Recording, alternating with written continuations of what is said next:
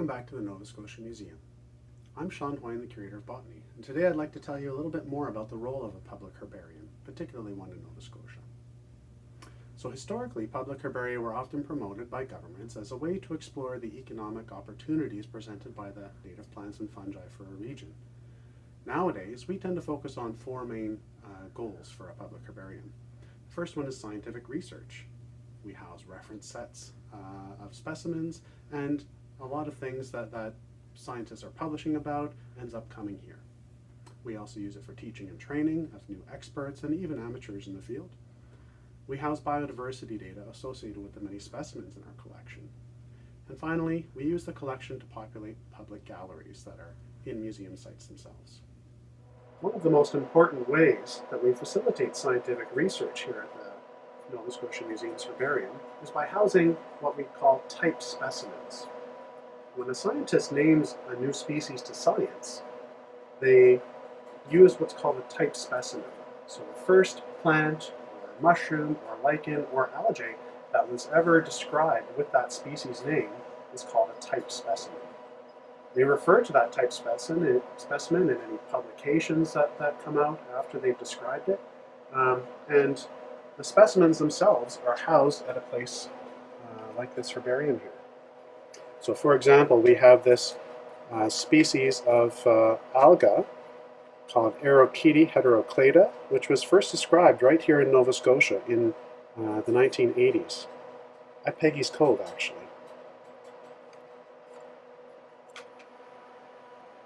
Because we keep a set of specimens that represents multiple time periods in Nova Scotia's history, our collection is also valuable as a scientific reference for looking at changes in species abundance over time.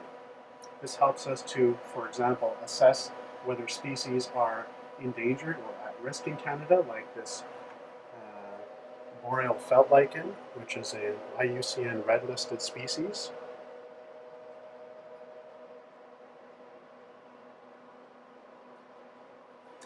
It also helps us to track species that are maybe not so desirable to have around, like the infamous giant hogweed.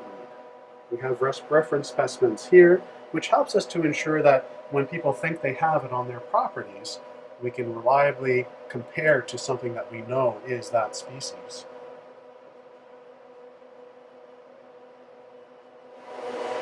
We also keep voucher specimens from scientific studies. A voucher specimen is essentially something that represents what the scientist was calling that name for a particular study. In some cases, vouchers are for ecology studies or biochemistry studies. In other cases, they're simply voucher reference sets that are distributed by a reliable expert in a field to multiple other herbaria to try and standardize the way things are named going forward. So here's an example of one of those special reference sets that we like to use the fancy word exicati for in the herbarium world. This is a 1905 set called Phycotheca boreali americana. We have the complete set here. And this is an old style of binding things where you see essentially a bound book being used instead of stacks of reference sheets.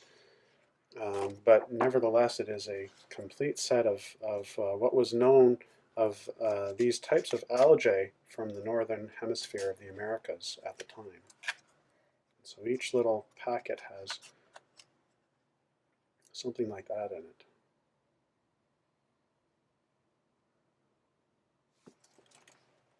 Because we can't always access the experts for a particular taxon, having exicati like this housed in public herbaria ensures that the people who are locally doing the work but may not be experts in those particular groups can still have the benefit of the physical specimens that were identified by those experts.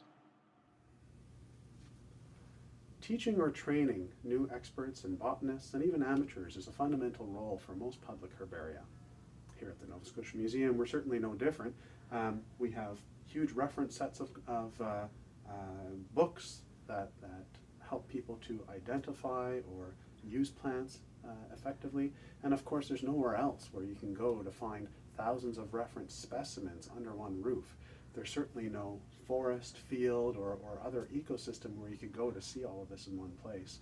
So we provide a critical role when it comes to teaching and training. One of the types of scientific studies that we facilitate here at the museum are compendiums of plants in various forms, like this Atlas of Rare Vascular Plants of Nova Scotia, compiled by a former curator of botany here at the museum. This updated Flora of Nova Scotia 2-volume set, again compiled by a former curator of botany here at the museum.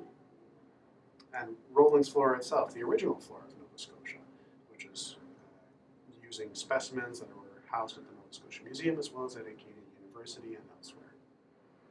Another one of the roles we fulfill here is maintaining biodiversity data associated with our specimens and otherwise. That includes things like maps of rare vascular plants in the province, so that when proponents come to the government with an idea for a development or a proposal, the government can help them to understand what potential rare plants they might be disturbing in the process of that project. So one of the uses of our herbaria is to provide things for our galleries on display, like these beautiful models of fungi. This one was originally designed to be Amanita virosa, the destroying angel, which we now know is actually native to Europe. The North American version is Amanita bisporigera, nevertheless very poisonous. So a herbarium plays an important role when it comes to providing reference information for scientists and housing scientific information. When it comes to teaching and training new experts in botany and mycology, for providing data and information on biodiversity in the province so that land managers can make good decisions, and with providing good content for our public galleries. Next time you visit our public galleries, see if you can figure out which items are from the herbarium.